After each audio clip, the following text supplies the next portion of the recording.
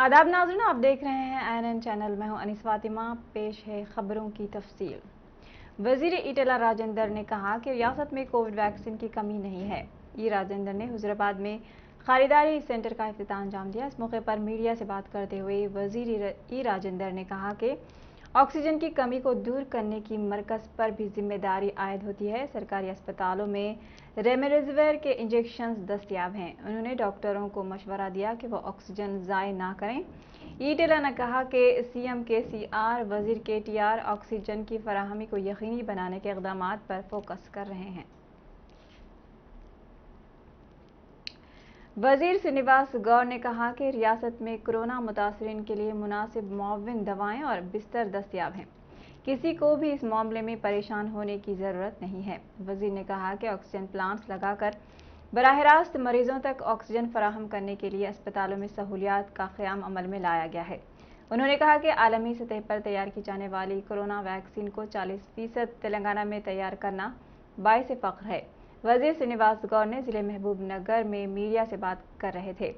ज़िले में अब तक 2,36,000 अफराद के कोरोना टेस्ट करवाए जा चुके हैं। कोरोना मुस्बित मरीजों का बेहतर इलाज किया जा रहा है। अनकरीब 3 खुसूसी मोबाइल पॉलीक्लिनिक एम्बुलेंस की खदमात शुरू की जाएंगी। इन एम्बुलेंस के जरिए से रैपिड टेस्ट और कोविड मरीजों का इलाज घर पर ही किया जाएगा और उन्हें फौरी अस्पताल मुंतकिल भी किया जाएगा। उन्होंने कहा कि इन खदमात से इस्तेफादा के लिए toll free number 08542241165 mobile covid clinic एम्बुलेंसों को घर भेज दिया जाएगा। उन्होंने सोशल मीडिया पर झूठी खबरें फैलाने वालों के खिलाफ कार्रवाई का भी इंतबाह दिया है। वज़ीर तालीम सबिता इंदिरा रेड्डी ने अतापुर में हुकूमत की जानिब से खानगी टीचर्स को माहाना 25 किलो बारीक चावल सरबराह करने का आगाज़ करने के बाद बताया कि कल रात 1,12,000 खानगी टीचर्स के अकाउंट में 2,000 रुपये हुकूमत की जानिब से जमा करने के इक़दाम किए गए। सबिता इंदिरा रेड्डी ने बताया कि मुल्क की तारीख में पहली मरतबा वज़ीर आला के चंद्रशेखर राव ने कोरोना और लॉकडाउन से खानगी टीचर्स जो माली मुश्किलात से दो चार थे उन्हें माहाना 2,000 रुपये और 25 किलो बारीक चावल फराहम करने के इक़दाम किए जा रहे हैं, जो दोबारा स्कूल शुरू होने तक ये स्कीम जारी रहेगी। इसके लिए वज़ीर आला के चंद्रशेखर राव ने 32 करोड़ रुपये मंजूर किए। इस मौके पर TRS रुकन असेंबली प्रकाश गौड़ और DO मौजूद थे।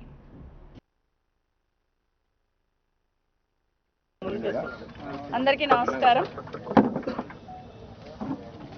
ఈరోజు రాజేంద్ర నియోజకవర్గంలో గౌరవ శాసనసభ్యులు ప్రకాష్ గౌడ్ గారితో పాటు స్థానిక కార్పొరేటర్ గారు అధికారులందరూ కూడా DO గారు సివిల్ సప్లైస్ ఆఫీసర్స్ అందరూ కూడా ఇక్కడ అటెండ్ కావడం జరిగింది। ఈరోజు అత్తాపూర్లో ప్రైవేట్ టీచర్స్కి ఇస్తున్న రైస్ని ఇక్కడ స్టార్ట్ చేయడం జరుగుతోంది। గౌరవ ముఖ్యమంత్రి కేసీఆర్ గారు తీసుకున్న నిర్ణయంతో దేశంలో ఏ రాష్ట్రంలో ఏ ప్రభుత్వం కూడా తీసుకున్న నిర్ణయం, ఏ రాష్ట్రంలో ఏ ముఖ్యమంత్రి గారు కూడా అడుగు ముందుకు వేయని వైనం ప్రైవేట్ స్కూళ్ళల్లో పనిచేస్తున్న టీచర్స్కి కానీ సిబ్బందికి కానీ। ఎందుకంటే కరోనా వచ్చిన తర్వాత గత సంవత్సరం నుండి చూస్తే అన్ని వ్యవస్థలు కూడా ఇబ్బంది పడ్డాయి। దాంట్లో ప్రధానంగా విద్యా వ్యవస్థలో పనిచేస్తున్న వాళ్ళు కూడా చాలా ఇబ్బంది పడ్డారు। ప్రభుత్వ పాఠశాలలో పనిచేస్తున్న వాళ్ళకి ఇబ్బంది లేకుండా వాళ్ళకి శాలరీస్ రావడం జరుగుతుంది, కానీ ప్రైవేట్ పాఠశాలలో పనిచేస్తున్న వాళ్ళకి అందులో పనిచేస్తున్న టీచర్స్కి కానీ సిబ్బందికి కానీ ఇబ్బందులు ఏర్పడ్డాయి। వాళ్ళ ఇబ్బందులను దృష్టిలో పెట్టుకొని గౌరవ ముఖ్యమంత్రి గారు పెద్ద మనసుతో, ఎందుకంటే ఎక్కడ సమస్య ఉన్నా మనసు పెట్టి పనిచేసే నాయకుడు కేసీఆర్ గారు। గతంలో మనం ఒక్కసారి అబ్జర్వ్ చేస్తే ఫస్ట్ టైం కరోనా వచ్చినప్పుడు వలస కూలీలు పడ్డ ఇబ్బందిని దృష్టిలో పెట్టుకొని ఏ రాష్ట్రంలో ఏ ప్రభుత్వం కూడా స్పందించని విధంగా మన గౌరవ ముఖ్యమంత్రి కేసీఆర్ గారు స్పందించి ఆ రోజు వలస కార్మికులకు కూడా అండగా ఉండి వాళ్ళకు కూడా రైస్ ఇవ్వడం, వాళ్ళ అకౌంట్లో కూడా అమౌంట్ వేయడం, దాంతోపాటు తెలంగాణ రాష్ట్రంలో వైట్ రేషన్ కార్డు ఉన్న ప్రతి ఒక్కరికి కూడా ప్రతి ఒక్క వ్యక్తికి 6 కిలోల బియ్యం ప్రతి ఒక్కరి అకౌంట్లో కూడా డబ్బులు వేసిన సందర్భాన్ని ఒకసారి గుర్తు చేస్తూ, అదేవిధంగా ప్రైవేట్ స్కూల్ టీచర్స్ ఎదుర్కొంటున్న ఇబ్బందిని గమనించి గౌరవ ముఖ్యమంత్రి గారు తీసుకున్న నిర్ణయం దాదాపుగా 1,24,000 మంది టీచర్స్కి ఇప్పటికి ఈ విడత ఇవ్వబోతా ఉన్నాం। ఎందుకంటే దానికి ఒక సిస్టమ్ ఉండాలి।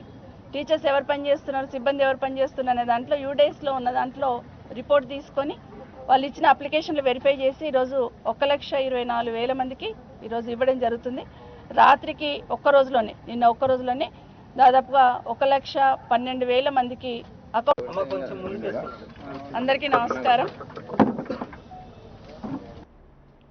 रियासती वुज़रा ईदयाकर राव, सत्यवती राठौर, नायब सदर नशीन, प्लानिंग कमीशन विनोद कुमार और दीगर ने वरंगल में ग्रेटर वरंगल म्यूनसिपल कॉरपोरेशन के इंतखाबात के सिलसिले में टीआरएस उम्मीदवारों में बी फार्म तकसीम करने के बाद मीडिया से बात करते हुए बताया कि ग्रेटर वरंगल की तरक्की सिर्फ टीआरएस कर सकती है, ना कि बीजेपी और कांग्रेस। उन्होंने बताया कि ग्रेटर वरंगल को मुंबई, पूना और हैदराबाद के तर्ज पर तरक्की दी जाएगी। ग्रेटर वरंगल में बहुत जल्द मेट्रो रेल का आगाज किया जाएगा और टेक्सटाइल पार्क कायम किया जाएगा। रियासती वजीर ईदयाकर राव ने बताया कि वरंगल में लिंक रोड, शाहराहों की तामीर और ड्रेनेज निज़ाम को बेहतर बनाने के इक़दाम किए जाएंगे। उन्होंने पार्टी कायदीन से कहा कि जिन कायदीन और कारकुनों को इन इंतखाबात में टिकट हासिल नहीं हुआ वो मायूस ना हो, उन्हें इंतखाबात के बाद दूसरे ओहदों पर फाइज किया जाएगा। కేంద్రంలో ఉండి కూడా మేయర్గా వాళ్ళుండి కూడా వాళ్ళు ఒరగబెట్టింది ఏం లేదు. కేంద్రంలో ఉండి హైదరాబాదులో వాళ్ళు తప్పుడు మాటలు చెప్పారు, అబద్ధం మాటలు చెప్పారు. నేను వరంగల్ ప్రజలను రిక్వెస్ట్ చేస్తున్నా, ఇంటింటికి 25,000 కేంద్ర నిధులు తీసుకొస్తా అని మాట ఇచ్చారు. బండి వేణులకు బండి ఇస్తామన్నారు, ఒక్కటి కూడా మాట నిలబెట్టుకోలే. వరదలలో కూడా పెద్దగా సాయం కూడా చేయలే. వాళ్ళు ఇక్కడ మాట్లాడుతున్నారు, మీరు 10,000 ఇస్తామన్నారు, ఇయ్యలేదు, అక్కడ ఎందుకు ఇచ్చిండు, ఇక్కడ ఎందుకు ఇచ్చిండు అంటే తగాదాలు పెట్టేందుకు ఎక్కడికి వస్తాను తప్ప వాళ్ళు చేసింది ఏందనేది ఒక్కసారి మీరు వరంగల్ పట్టణ ప్రజలందరూ కూడా ఆలోచించాలి. రెండవది, కేంద్రం మనం ఎంత చిన్న చూపు చూస్తున్నదో తెలంగాణ రాష్ట్రాన్ని కూడా మనం కనిపెట్టుకొని ఉండాలి. 3 సంవత్సరాలు కేసీఆర్, కేటీఆర్ గారు మళ్ళా ముఖ్యమంత్రిగానే ఉంటారు, మళ్ళా ఆయనే అవుతారు. వరంగల్ పట్టణ అభివృద్ధి కావాలంటే ఇప్పుడిప్పుడే మొదలైంది అభివృద్ధి. మొదలు ఇంటింటికి ఉపసంహరణలో రేపే లాస్ట్ డేట్ అయినా 12 మందికే ఇవ్వడం అంటే పోటీ తీవ్రంగా ఉంది. మాకు వేరే పార్టీల నుంచి దరిదాపులో కూడా పోటీ లేదు, కానీ టీఆర్ఎస్ పార్టీ శ్రేణులు మాత్రమే ఎక్కువ మంది పోటీలు పడటంతో వరంగల్ అంటే ఉద్యమాల గడ్డగా టీఆర్ఎస్ పార్టీ 20 ఏళ్లు పూర్తి చేసుకున్న సందర్భంగా 20 ఏళ్లుగా ఈ పార్టీ ఆ రోజు తెలంగాణ రాష్ట్ర సాధన కోసం కావచ్చు, 7 ఏళ్లుగా మరి ఈ పార్టీ పటిష్టత కోసం కృషి చేస్తున్న కార్యకర్తలు, నాయకులు అనేక మంది ఇక్కడ ఉండటం, వారందరికి కూడా కొందరికి రిజర్వేషన్స్ కలిసి రాలేదు, వచ్చిన కాడ చాలామంది పోటీ పడటంతో కొంతమందికి అవకాశం ఇవ్వలేకపోయాం. అయితే అందరం కూడా ఒక కుటుంబ సభ్యులుగా ఎవరికి టికెట్ వచ్చినా మరి అందరు కలిసికట్టుగా గెలుపుకు కృషి చేయాలని చెప్పి అందరినీ కూడా కోరుకుంటున్నాం, సహకరిస్తారని ఆశిస్తా ఉన్నాం. అందుకనే మరి ఈరోజు ఇంత తీవ్ర జాప్యం జరుగుతూ ఉంది. 12 క్లియర్గా ఉన్నాయి, మిగతాయి మరి ఈరోజు ఇంకా కొన్ని రేపటికి పూర్తిగా ప్రకటిస్తామని చెప్పి తెలియజేసుకుంటూ వరంగల్ పట్టణ ప్రజలందరికీ కూడా నేను విజ్ఞప్తి చేస్తా ఉన్నాను. कमिश्नर पुलिस हैदराबाद अंजनी कुमार ने अवाम को श्री राम नवमी की मुबारकबाद पेश करते हुए श्री राम नवमी के मौके पर शोभा यात्रा ना निकालने का फैसला करने वालों का तहे दिल से शुक्रिया अदा किया है। उन्होंने इस सिलसिले में किए गए ट्वीट में पोस्ट करदा अपनी ऑडियो रिकॉर्डिंग में कहा कि आज कोरोना शहर हैदराबाद ही में नहीं बल्कि तमाम शहरों में नए रिकॉर्ड बना रहा है। मुंबई, दिल्ली, अहमदाबाद, बेंगलुरु और केरल में दूसरी लहर शिद्दत के साथ जारी है। वाज़ेह है कि कमिश्नर पुलिस हैदराबाद अंजनी कुमार ने झूठी रिपोर्टिंग करने पर एक प्राइवेट यूट्यूब चैनल के सहाफ़ी के खिलाफ फौजदारी मामला दर्ज करने की हिदायत दी थी। पुलिस के प्रेस रिलीज में कहा गया है कि इस चैनल ने नाइट कर्फ्यू की खिलाफ वर्जी पर अवाम पर लाठी के इस्तेमाल के बारे में झूठी इतला दी थी, जिससे अवाम के जहनों में तशवीश और उलझन पैदा हो सकती है।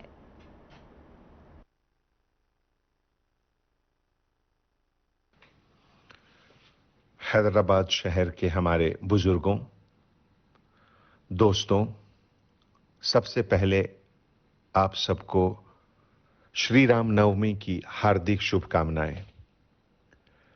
मर्यादा पुरुषोत्तम श्री राम की जिंदगी हमारे लिए एक मार्गदर्शन का स्रोत है। मुश्किल से मुश्किल वक्त में मर्यादा के साथ, हिम्मत के साथ सही रास्ते पर कैसे चलें, इसका उदाहरण हमें श्री राम से सीखने को मिलता है। आज हम उन सभी श्री राम भक्तों को तहे दिल से शुक्रिया अदा करता हूं जिन्होंने शोभा यात्रा नहीं निकालने का निर्णय लिया। आज कोरोना केवल हैदराबाद में नहीं, तमाम शहरों में नए नए रिकॉर्ड बना रहा है। मुंबई, दिल्ली, अहमदाबाद, बेंगलोर, केरला में सेकेंड वेव बहुत जोरों से है। आप और हम मिलकर प्यारे हैदराबाद शहर को बचा सकते हैं। तेलंगाना गवर्नमेंट की तरफ से नाइट कर्फ्यू रात से शुरू हुई। यह आपकी सेफ्टी और सिक्योरिटी के लिए है। इन्फेक्शन के चेन को ब्रेक करने के लिए यह बहुत जरूरी है। आप जरूर इसका अमल करें। दोस्तों, रमजान का पाक महीना अभी चल रहा है। मैं सभी मुसलमान भाइयों का शुक्रिया अदा करता हूं जिन्होंने कल रात ईशा की नमाज 8 बजे जल्दी अदा कर तरावी का सिलसिला भी वक्त पर मुकम्मिल किया। रियासत तेलंगाना की तरफ से कर्फ्यू के हुक्मनामे को जो इज्जत आप लोगों ने दिया उसका मैं शुक्रिया अदा करता हूं और आपसे गुजारिश करता हूं कि कर्फ्यू के नियमों का सही सलीके से अमल में लाएं। तेलंगाना सीपीआई सेक्रेटरी चाड़ा वेंकट रेड्डी ने कहा कि कोरोना की दूसरी लहर से तेलंगाना में तबाही हो रही है। कोरोना के फैलाव में दिन ब दिन इजाफा हो रहा है। अब तक 6000 से ज़ायद केसेस दर्ज हो चुके हैं। इलेक्शन कमीशन बल्दिया इंतखाबात पर नामजदगी हासिल कर चुका है और 30 अप्रैल को इंतखाबात होने जा रहे हैं। इन हालात में इंतखाबी मुहिम जलसे जुलूसों से कोरोना का मजीद फैलाव होगा, जिससे जिंदगी को खतरा हो सकता है। नागार्जुना सागर इंतखाबात के मौके पर वो अवामी जलसे जुलूस की वजह से कोरोना का कई अफराद शिकार हो चुके हैं, जिसमें वज़ीर आला केसीआर से लेकर कई उम्मीदवार शामिल हैं। वेंकट रेड्डी ने इलेक्शन कमिश्नर से दरख्वास्त की कि अवाम की जान की सलामती के लिए इंतखाबात को फौरी मुलतवी करे। पहले इंसान की जान का तहफ़्फ़ुज़ है और इंतखाबात बाद में।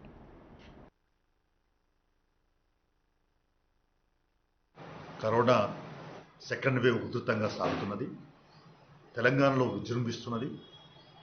ఫస్ట్ వేవ్లో కూడా తీవ్రంగా ఉన్న సమయంలో కూడా రోజుకు ఇన్ని కేసులు రాలేదు. 6000 కేసులు దాకా వస్తున్నాయంటే ఈ తీవ్రతకు అద్దం పడుతుంది. ఇప్పుడేమో రాష్ట్ర ఎన్నికల కమిషన్ ఎన్నికల నిర్వహణకి సంబంధించి నోటిఫికేషన్ ఇచ్చి నామినేషన్లు ఇవన్నీ వివిధ నామినేషన్ ప్రక్రియ కొనసాగుతున్న కారణంగా పోలింగ్ కూడా 30వ తారీఖు ఉంది. అయితే ఈ మధ్యనే తెలంగాణలో జరిగినటువంటి నాగార్జున ఉప ఎన్నికలో పాల్గొన్నటువంటి ప్రతి ఒక్కరికి కూడా వచ్చింది పాజిటివ్. అందులో ముఖ్యమంత్రి కేసీఆర్ కూడా పాజిటివ్ వచ్చింది. రానటువంటి వాళ్ళు లేరు. ఇలాంటి అంటే సభలు సమావేశాలు ఎక్కువ మంది గుమిగూడి ఉండడం ద్వారా ఈ కరోనా దానికి హద్దులు మీరి విజృంభిస్తున్నది. అందుకని ఇలాంటి తరుణంలో గవర్నమెంట్ ఏదైతుందో తప్పనిసరి దీనిపైన ఆలోచన చేయాలా. నేను ప్రధానంగా ఎన్నికల కమిషన్ కోరేందంటే ప్రజల ప్రాణాలు ముఖ్యం.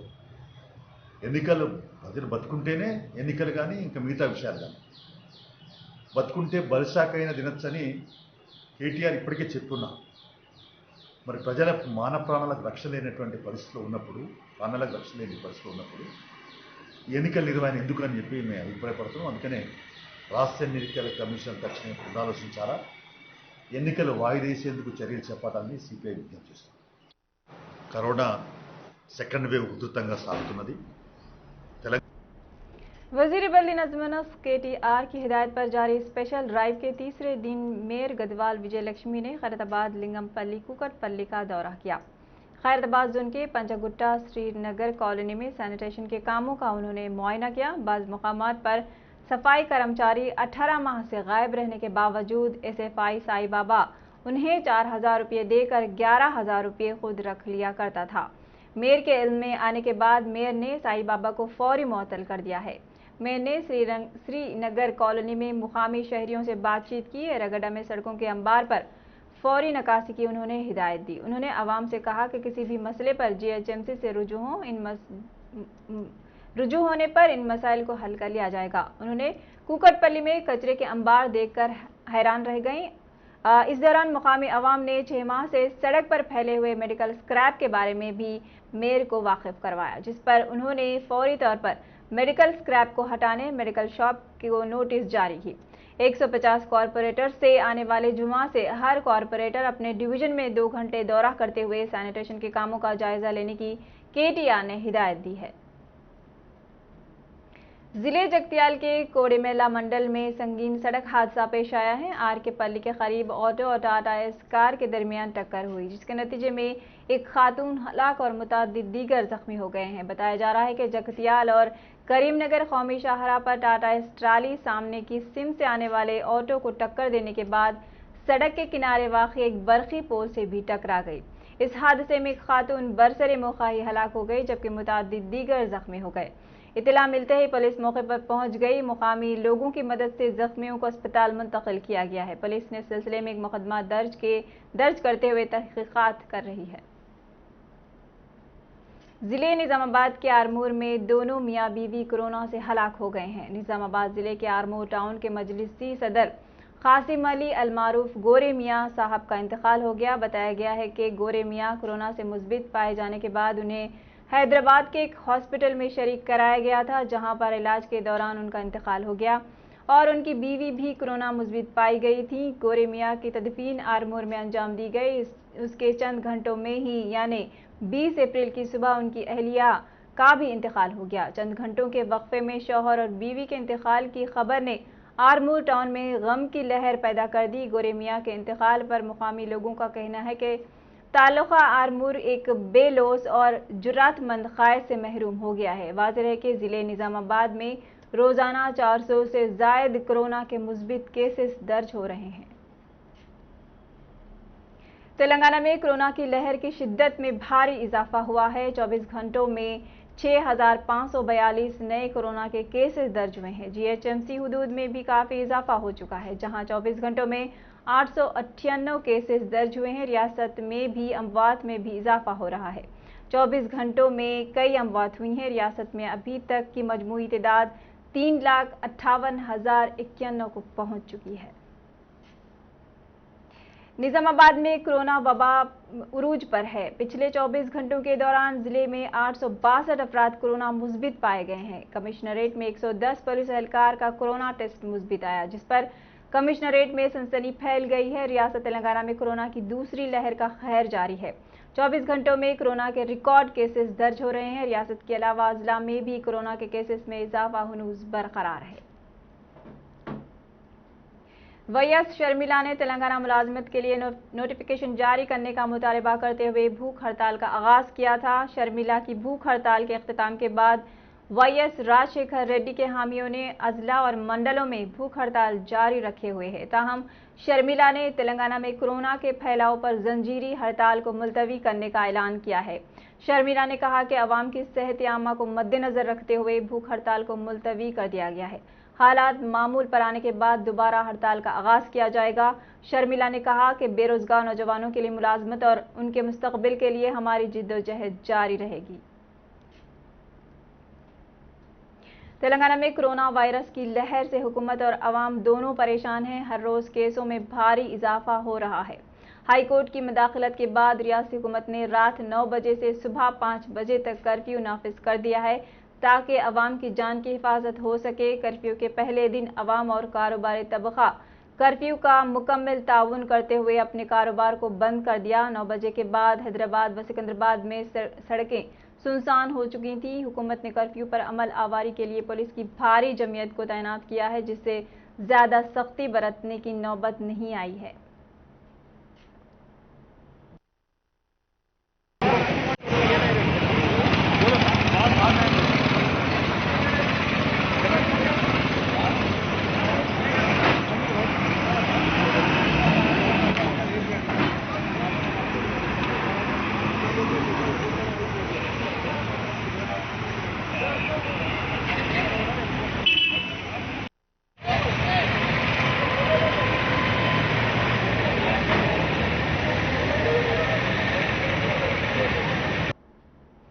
खबरों में फिलहाल इतना ही। देखते रहिए INN चैनल। अल्लाह हाफिज।